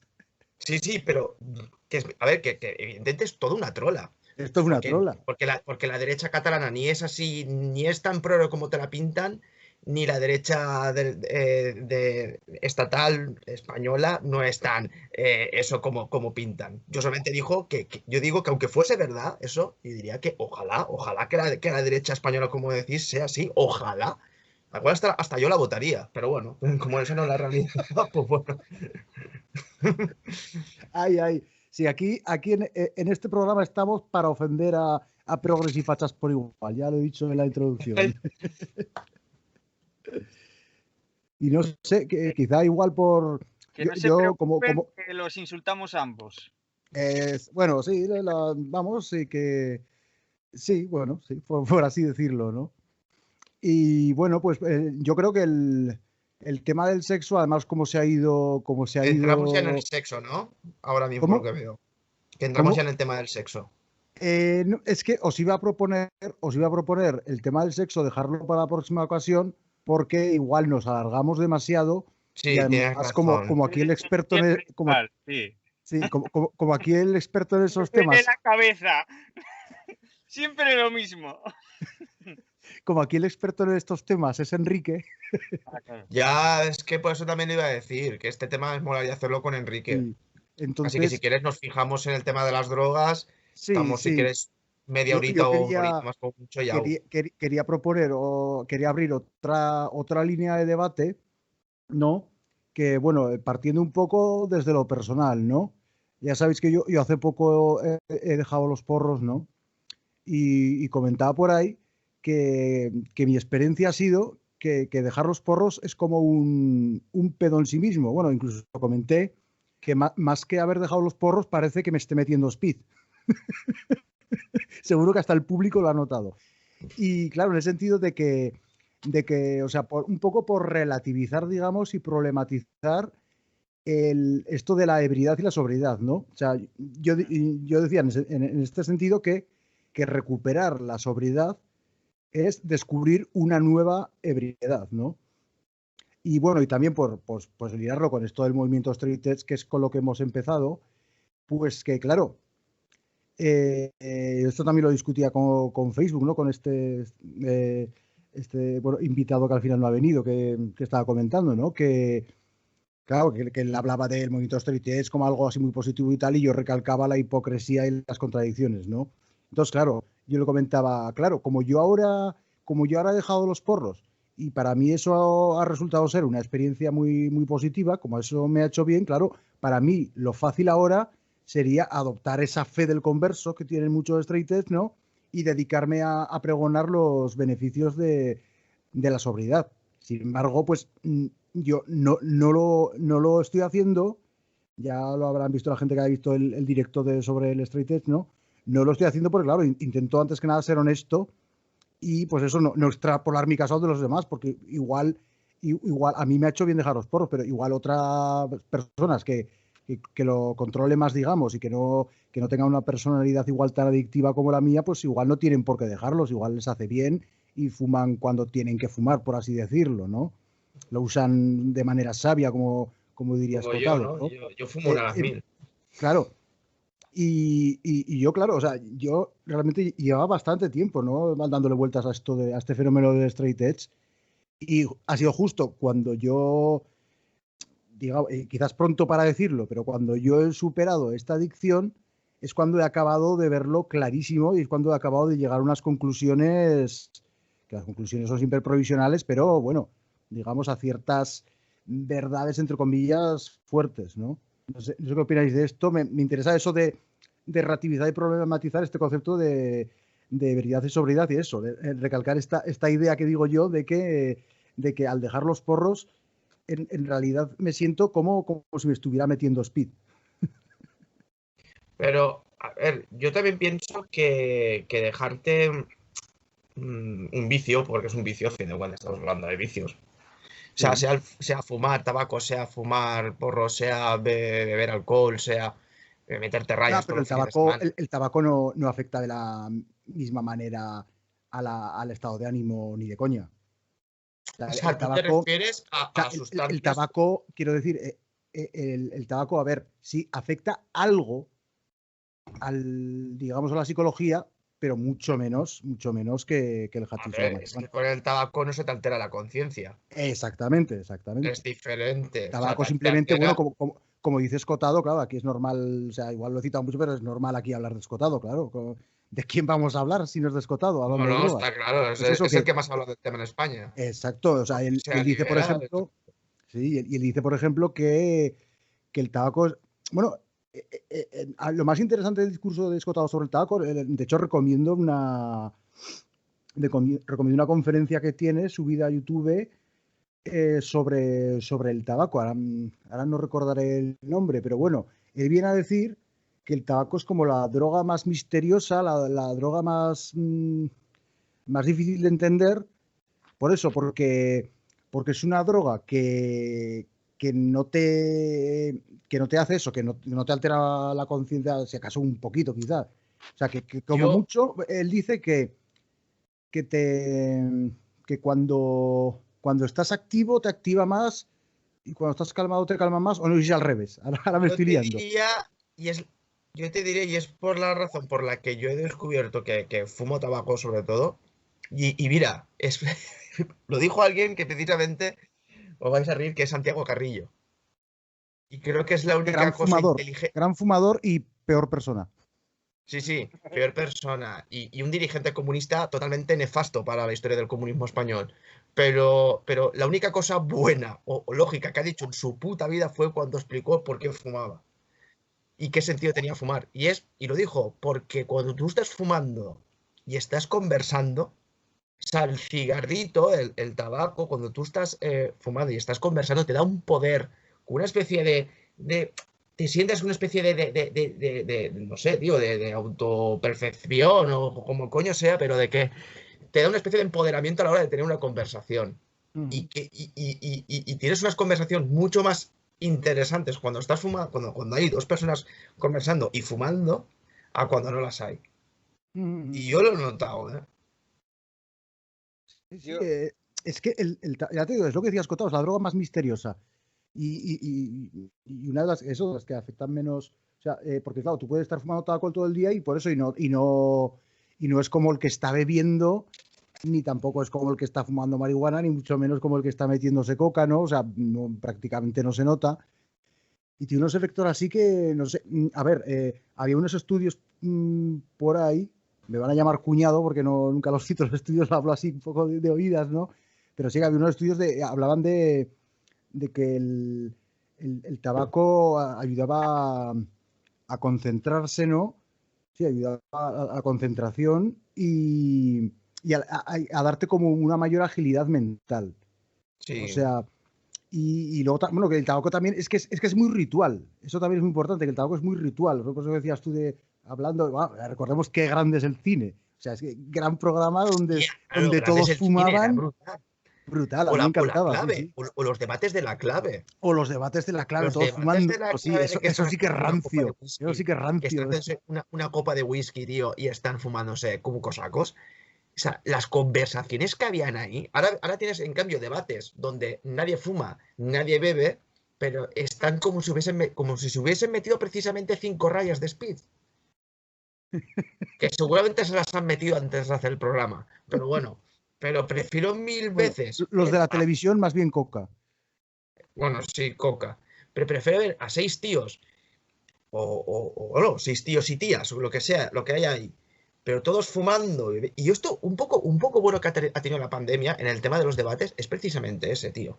Que yo cuando veo debates y veo que sale Elizabeth Duval conversando con un tío que es un rancio y los dos están pues haciéndose su copa y fumándose sus pitis, tú ves que están teniendo una conversación de puta madre. Luego ves a Elizabeth Duval en un debate en Play, donde nadie fuma, nadie bebe, y eso es una jauría de grillos. Mm.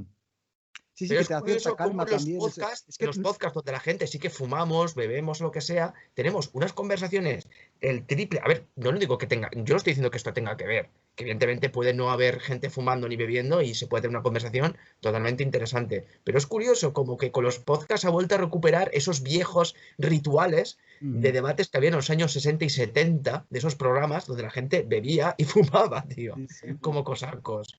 Bueno, Hasta, por ejemplo, ahora mismo, pues, gente que conocemos bien, ¿no? Como un señor de Logroño y una alienada, que los dos fuman ahí, y además últimamente lo están haciendo muy bien en los vídeos. Recomiendo, ya que en el siguiente podcast vamos a hablar de la transexualidad y lo transgénero, pues el debate que hicieron una alienada y un señor de Logroño sobre la transexualidad me pareció muy bueno y me pareció muy, muy sano porque se desmarcaron claramente de este derechairismo que tanto critiqué yo en el directo, ¿no? ¿de En ese el qué? primer directo ¿Cómo has que hice. dicho? ¿Dereche qué? Derechairismo. Ah, Los derechairos. Los derechairos, pues eso, que son la otra cara de la moneda de los progres, ¿no? Y sí que, o sea, el tabaco, no sé cómo lo decías, Cotado, pero sí, es como que cuando necesitas calmarte, te calma. Y cuando necesitas activarte, te activa. Y eso te ayuda a concentrarte, te da cierta agilidad mental. Y, o sea, y no creo que sea mera autosugestión, porque ya digo, porque hubo estudios que parecían confirmarlo, ¿no? Y estaba buscando por aquí, por, es el fragmento que más me gusta de la rebelión de Atlas de Ayn Rand, que es cuando habla del tabaco. No lo encuentro ahora. No lo encuentro ahora. Bueno, seguid. Aportad lo que se os ocurra mientras busco el post. no, que hable Bruno, que lleva rato sin decir nada. Si quiere Sí, decir sí. algo él. Yo por dar la puntada un poco, digamos, filosófica, me gustaría imaginarme al fumador fumando, pero no tabaco. Y eso no es tan difícil porque ahora tenemos el ejemplo de los vaporizadores, ¿no? ¿Cómo se llaman? Vaporizadores. Y el vapeo. Para el vapeo. O sea, es decir, eso hace 10 años, pues diría, qué cosa más rara. ¿Cómo vas a fumar no tabaco? Pues mira, ahora sí que lo tienes. Y hay mucha gente que se ha pasado a eso. No sé qué, el porcentaje no sé por dónde andará. Y muchos de ellos lo habrán utilizado como puente de transición hacia el dejar totalmente de fumar. Pero el caso es que eso ya está incorporado en el tabaco. Es decir, la gente cuando fuma, por mucho que sea nicotina o alquitrán o historias de esas, eso es, vamos a poner eso entre paréntesis. A mí lo que me parece que el fumar tiene mucho que ver con lo que has dicho tú, Aitor. Vamos a dividirlo por partes. Por un lado estaría el tema de la respiración. Sí. Por otro lado está el tema del soplar, porque respirar no hace falta soplar. Sin embargo, fumando, aunque lo puedas expulsar por la nariz, por lo general soplas. Por otro lado está el tema de la voz, vaya. Y entonces la cuestión es que el tabaco, si te da esa seguridad en el discurso, es por una cosa, porque el tabaco te obliga a controlar la respiración. Es decir, ya sea para inspirar o para expirar, estás controlando, estás escandiendo, como se dice en poesía, escansión, escandir, es decir, siguiendo un ritmo y un control, o sea, te estás controlando. Uh-huh. Por otro lado, te estás desestresando, porque tú cuando ves a la gente soplar por la calle, la gente sopla como una olla a presión, como una válvula para desestresar. Y en este caso estás utilizándolo de manera sistemática y periódica y constante para el hecho técnico de fumar. Y luego, bueno, luego también está el caso paradójico, que siempre hay paradojas en estos casos, de cuando, por ejemplo, a mí me pasaba, cuando yo fumaba pitillos de liar, se me apagaban muy rápido. Y para que no se apagaran, tenía que fumar obligado. Es decir, tenías que darle bocanadas muy rápido para que no se apagara la china, o como se llame. Y el caso es que, claro, eso te estresa más. Claro, es que eso no hay que hacerlo, macho, eso no hay que hacerlo. O sea, Claro. yo soy fumador desde hace muchísimos años y, bueno, me pasé al tabaco liar, pero, o sea, ahora mismo los cigarrillos normales es que no me gustan nada, o sea, no me mola, incluso, o sea, me saben a poco, o sea, me parecen una mierda. Entonces, el tabaco liar yo, o sea, lo fumo muy lentamente. O sea, a mí se me apaga mogollón de veces y no pasa nada, me lo vuelvo a encender Ya. y tranquilamente, o sea, Claro, claro. Sí, sí, sí. Pero no sé, a mí, no sé, se ve que le tenía yo tirria al mechero y no sé, jugaba a que no se apagara. Entonces ya eso te genera, el soplido también puede ser una fuente de estrés perfectamente como cualquier otra cosa.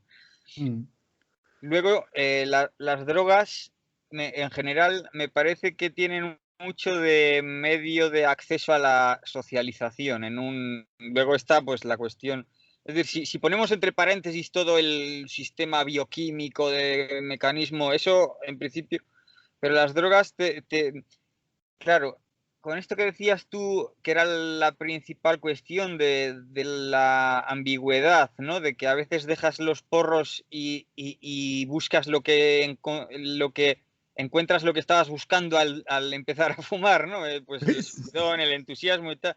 O sea, sí, sí. Yo creo que, bueno, a ver, por partes, porque el acceso a la droga tiene que ver con eso que habremos escuchado muchísimas veces en la adolescencia, que es que me inhibo mucho, desinhibirse, que se decía mucho hace 20 años o por ahí, o qué sé yo. Ya no se dice, creo que ya no se dice. Yo llevo mucho tiempo. Igual es que no tengo amigos, también puede ser eso. Es que aquí en Francia no hay bares. O sea, ¿qué queréis que os diga? Aquí no hay bares. Yo entonces. Y vale, entonces, bien, y no hablan español, con lo cual no dicen lo de desinhibirse. Pero era una cuestión muchas veces de, va, es que me desinhibe. Lo que decían en los zappings estos, había un borrachuzo de estos, que me desinhibide, decía. O sea, que era mítica. Pues claro, es que las drogas tienen que ver con eso. Y cuanto más inhibición haya en una sociedad, pues más tendencia puede ser susceptible a las drogas, ¿no?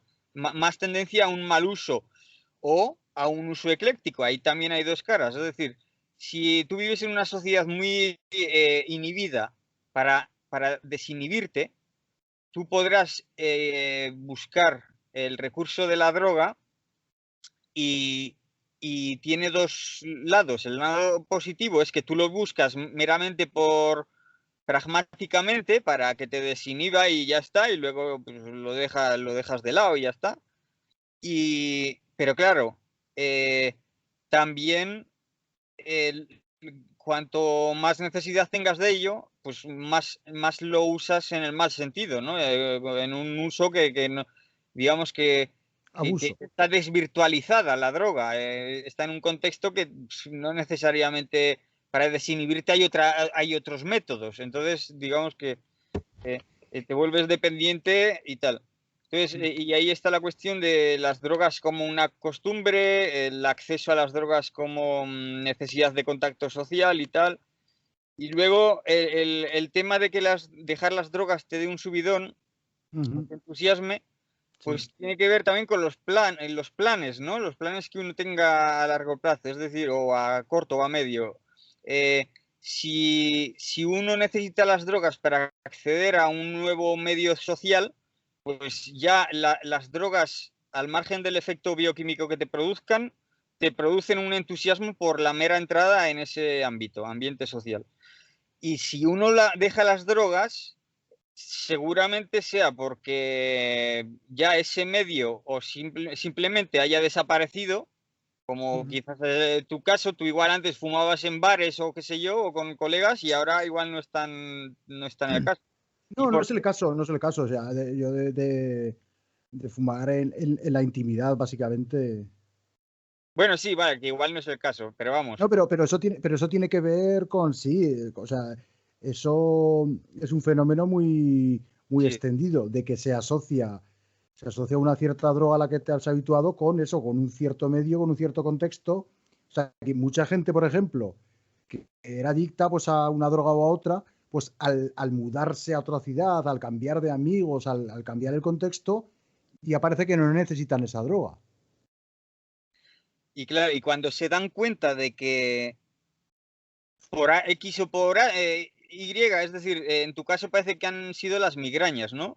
Pues benditas las migrañas. Bueno, habrá que decir, bueno, esperemos, ¿no? Hay que ser prudentes, pero quiero decir, el hecho de dar... No, de hecho, claro, de hecho, o sea, lo llegué a decir hace poco al final le voy a tener que dar las gracias a las migrañas por más o menos obligarme a dejar de fumar y haber descubierto esta sobriedad que la experimento como una nueva ebriedad. Es que es eso, es decir, ¿el entusiasmo qué es? El entusiasmo es decir, hostia, es lo que puedo hacer, ¿no? Es darse cuenta uno de que puede hacer unas cosas que él pensaba que ni siquiera, o que ni siquiera las pensaba por pereza, porque las daba por imposible. Y entonces te das cuenta de que se te abre un mundo que tú puedes gestionar como te dé la gana, porque en tiempo, en agilidad, en un montón de cosas que van a cambiar, en higiene, porque es una higiene distinta, es decir, cambian un montón de cosas. Y todo esto te cambia de esquema, y simplemente por el cambio de esquema es como cambiar de juego, ¿no? Uno que le gusten los videojuegos cambia de videojuego y dice, coño, este es nuevo. O sea, ya no se trata de que esto sea mejor a esto, es que te ha cambiado el escenario y dices, coño, pues voy a explorar esto, ¿no? A ver de qué va. Y así. Sí, no. Además, es muy importante lo que más o menos has sugerido, esto claro, del uso y el abuso y de que cómo cambia, o sea, de que, digamos, vamos a decirlo así, el buen uso y el mal uso, o sea, normalmente el mal uso, pues eso, se vincula al abuso, a la adicción, al hábito, ¿no? De que, claro, o sea, no es lo mismo fumarte un porro cuando crees, o sea, fumarte un porro, ¿no? Esporádicamente, que puede ser cualquier otra droga, puede ser un vino, puede ser incluso una raya de espizo de coca, vete a saber, en un momento, ese uso sabio de las drogas, de usarlo cuando realmente te va a hacer un bien, cuando, pues no sé, por ejemplo, te da un ataque de ansiedad. Muchas veces para un ataque de ansiedad es buen remedio tomar algo de alcohol o fumar algo de hachís o marihuana, ¿no? Claro. O para inspirarte, pues, por ejemplo, una regla, como antes hablábamos de Dragó, él tenía no sé cómo se llamaba, lo leí hace mucho tiempo, una especie de manual para el escritor, o de los 10 mandamientos para el escritor, algo así, ¿no? Y él recomendaba, por ejemplo, fúmate un porro el primer día de la semana, por así decirlo, creo que lo decía así textualmente, para inspirarte y para que te vengan un montón de ideas, ¿no? Entonces, coge esas ideas, deja de fumar el resto de la semana y desarróllalas. O sea, ese sería un uso inteligente de la droga que te potenciaría, o sea, te potenciaría tus capacidades. Claro, sin embargo, cuando caes en el hábito, en la adicción, o sea, la experiencia de esa droga es muy distinta. La experiencia de esa droga es muy distinta y ya no... O sea, y todo lo que te puede traer de bueno, el usarla en los momentos, digamos, necesarios o digamos más recomendables, ¿no? Que, pues eso, que te puedan traer algo positivo, pues cuando lo usas, cuando simplemente es un hábito y todos los días ahí, una vez tras otra, entonces ya pierde los beneficios y prácticamente solo te trae perjuicios. O sea, es muy importante. Y bueno, he encontrado ya este extracto de la rebelión de Atlas de Ayn Rand, ¿no? Que es muy curioso que un libro como este, que es como el gran relato romántico del capitalismo y del liberalismo, pues es curioso que yo lo que más rescato de ese libro es este extracto que habla del tabaco, ¿no? Y es muy poético y me parece que, o sea, que lo explica muy bien, ¿no? Es así en lenguaje poético, ¿no? Dice tal que así. Me gustan los cigarrillos, señorita Taggart, porque me atrae la idea del fuego sostenido por la mano del hombre. El fuego, esa fuerza peligrosa, domado con las puntas de los dedos. Con frecuencia pienso en las horas que una persona permanece sentada a solas, mirando el humo de su cigarrillo y meditando. Me pregunto cuántas grandes ideas habrán surgido en esos momentos. cuando un hombre reflexiona, hay una brasa viva en su mente y es natural que tenga la brasa de su cigarrillo como la expresión de dicha idea. Entronca con esto que decíamos de eso de la concentración, la agilidad mental bueno, y la inspiración también. Aunque bueno, yo las reflexiones más profundas que puedo llegar a hacer no las hago cuando estoy fumando. Es al revés. Es incluso ¿Sí? cuando yo realizo una actividad física. A mí cuando más pienso en estas cosas o reflexiono, saco mis teorías, es cuando estoy realizando una actividad física, que es Sí. cuando tienes que estar, o que vas a 1000 corriendo, haciendo footing o lo que sea. Bueno, macho, yo la Pero experiencia una más... conversación sí que es verdad. Una conversación sí que es verdad que cuando tú estás fumando sí que te puede venir algo más a la mente, pero sí. O sea, pero yo me refería más. Lo que pasa es que en mi caso no es solitario. O sea, para yo sacar una gran reflexión mientras hablo fumando, sí. Pero cuando estoy yo solo, Ya. igual porque yo nunca fumo solo. Es la verdad, yo solo no fumo. O sea, Ah, yo vale. Tú eres fumador social. sí, al igual que también soy bebedor social. Yo bebo cuando estoy hablando con gente o cuando. Vale, Y cuando estoy fumando lo mismo. O sea, yo cuando estoy vale, vale. solo, pues no, Claro, no, que no lo encuentro. Es que no le encuentro el sentido. Es que lo mismo te podría decir del alcohol. Yo no le sí, veo sí, no, no, es sentido muy... a beber tú solo. Sí, sí, ¿Sabes? es muy interesante, sí. O sea, no, sí, yo por ejemplo, yo cuando bebía alcohol, pues sí, o sea, yo nunca he bebido alcohol solo, o sea, alguna rara ocasión, muy rara ocasión, y no era mucho, era beberme pues un vermut, una cerveza o dos como mucho, pero sí, para mí el alcohol, cuando lo bebía, sí, era completamente social porque en efecto te desinhibe y tal, ¿no? Y, o sea, que se me va a la cabeza la idea que tenía. Ah, vale.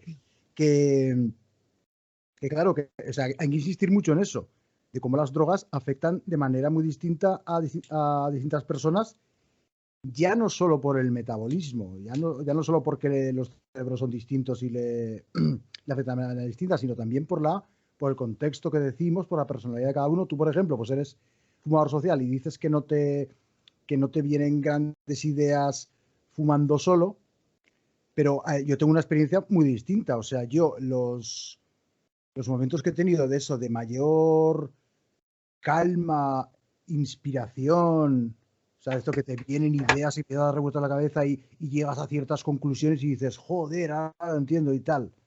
Pues a mí eso me ha pasado sobre todo, pues saliendo a la terraza, tomando un café mientras fumo, así súper calmado y tal, y entonces, o sea, me viene un mogollón de ideas y me siento en lo que en el libro este de inteligencia emocional llamaban estado de flujo. O sea, es esos momentos en los que tu cerebro funciona al máximo y en que tu cerebro da mucho más de sí, ¿no? Claro, pero es igual que yo también te digo, por ejemplo, que yo tengo ya hechas 6 maquetas y en estas 6 maquetas que yo he hecho, que cualquiera persona que lo escuche puede pensar, este tío ha hecho esta música bajo efectos que vete a saber qué se ha fumado este tío o qué se ha tomado este tío para hacer esta música, pero la verdad es que no, es que yo las canciones cuando las hago en un estado de total sobriedad, pero de total sobriedad.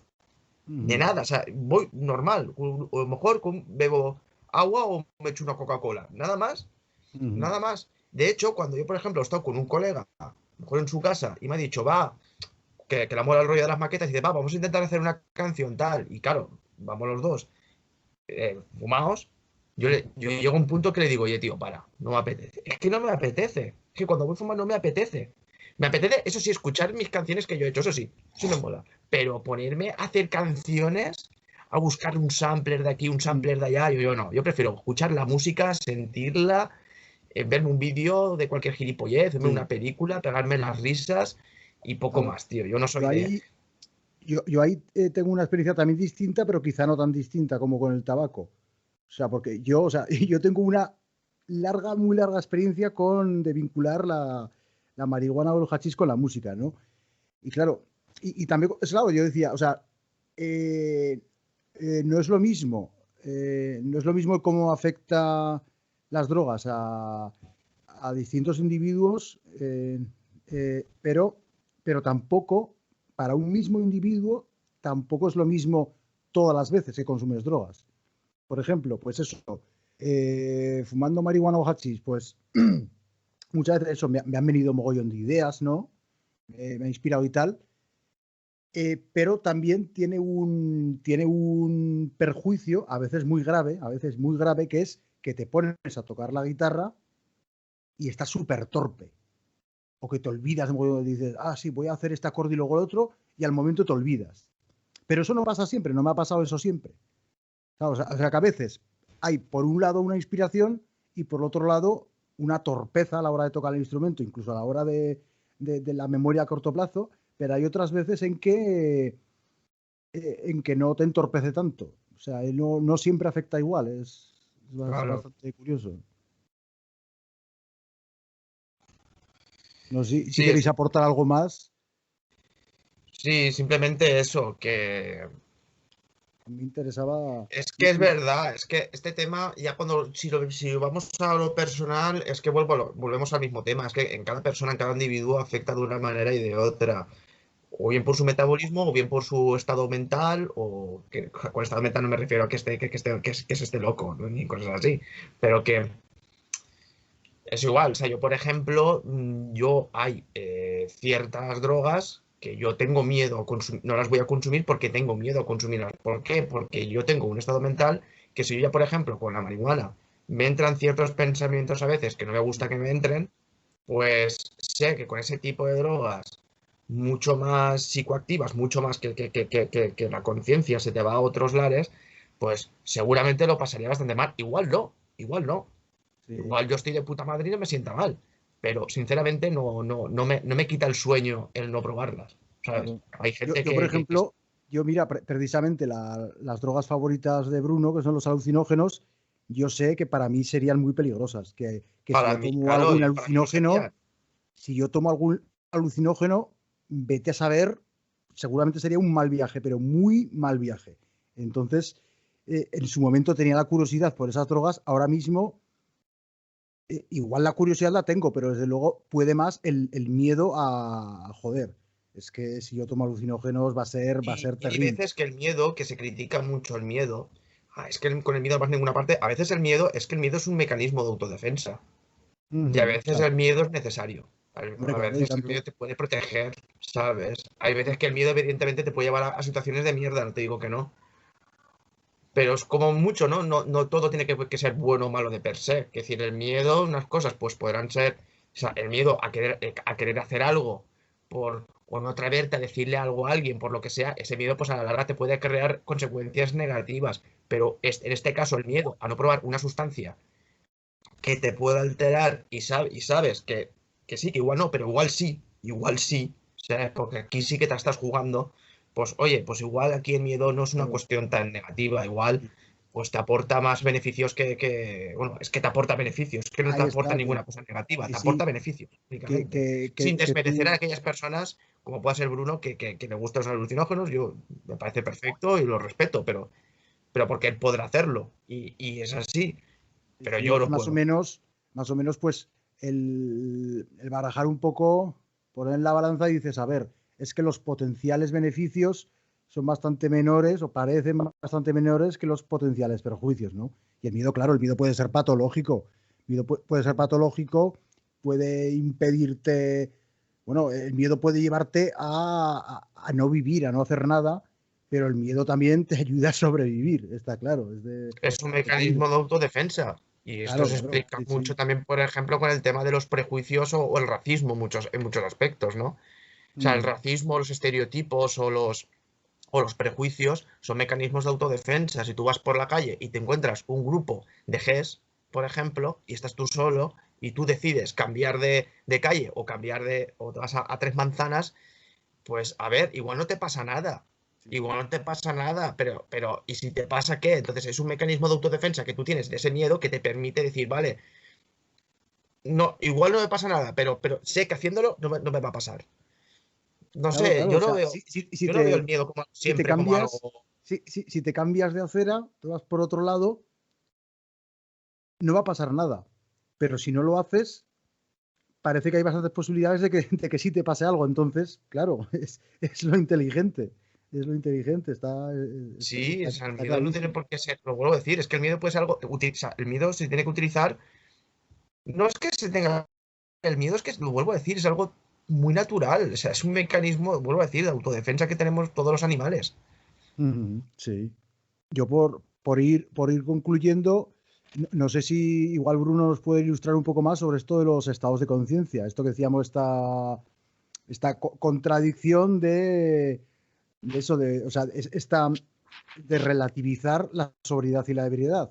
Que eso, insistir otra vez en que dejar una droga puede ser, o sea, tanto si dejas una droga como si pruebas una nueva droga, en ambos casos se produce un cambio en el estado de conciencia.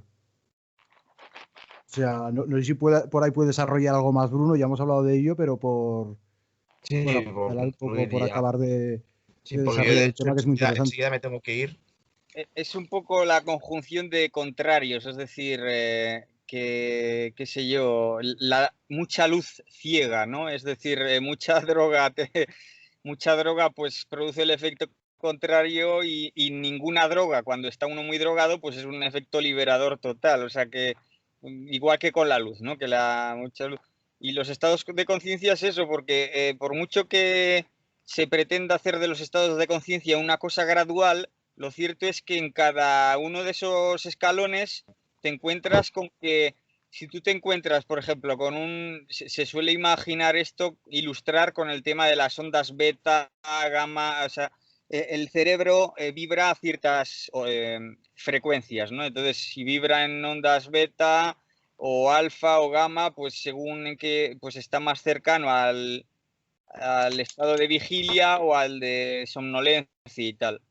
Entonces, eso está muy bien, parece que todo está ahí cuantificado y bien graduado, pero en realidad en cada uno de esos estados hay a su vez maneras diferentes de estar, es decir, que en estado de somnolencia puedes estar en un sueño paradisiaco o en una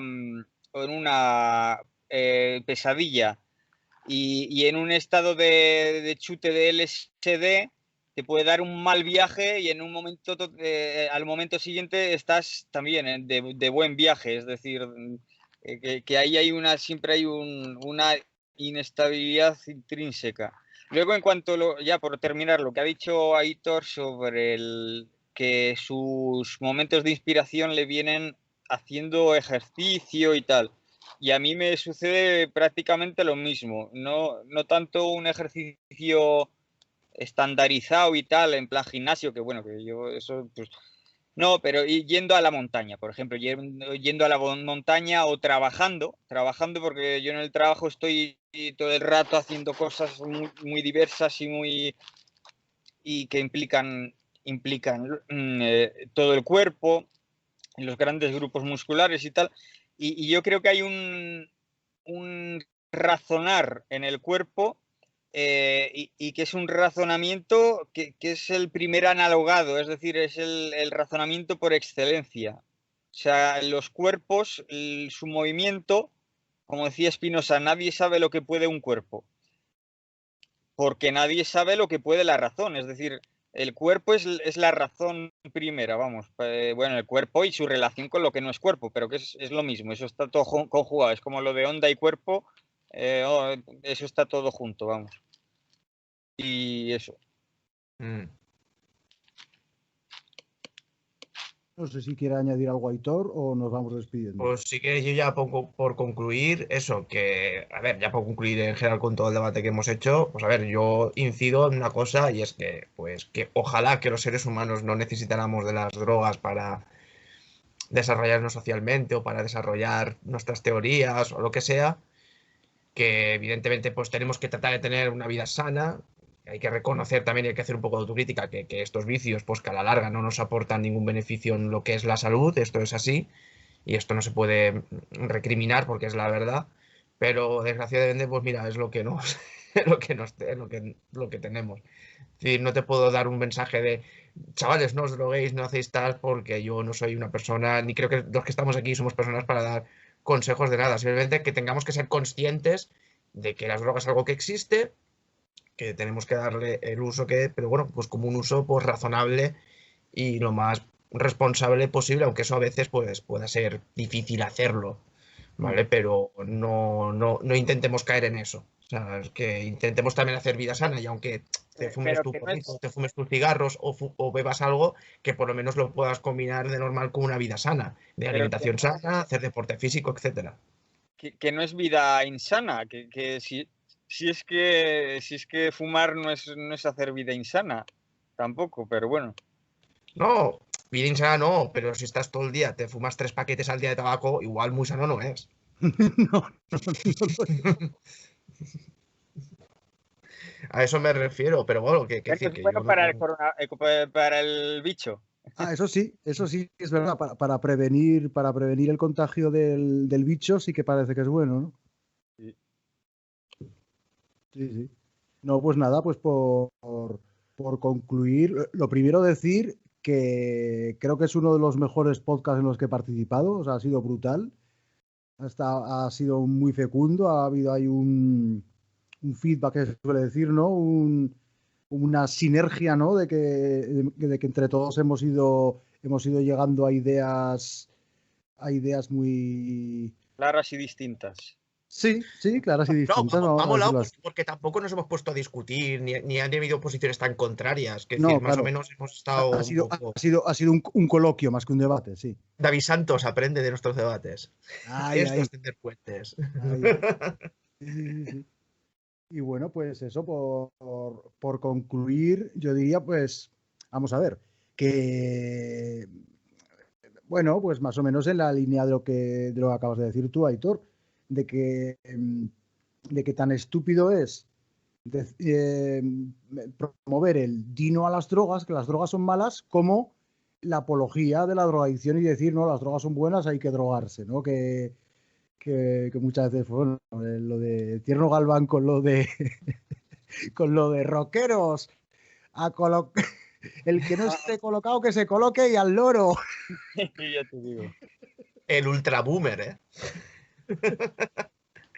Y que se ha visto, bueno, pues en la época hippie y tal, y hay que pues, la apología y sobre todo se hacía del LSD, ¿no? Y todo eso, pues eso, que tan estúpido es decir las drogas son malas, no os droguéis nunca y tal, como decir hay que drogarse y tal, y por ahí, ¿no? Tenía otra cosa, pero ahora se me ha ido de la mente. Pero bueno, nada, pues eso es despedirnos de la audiencia.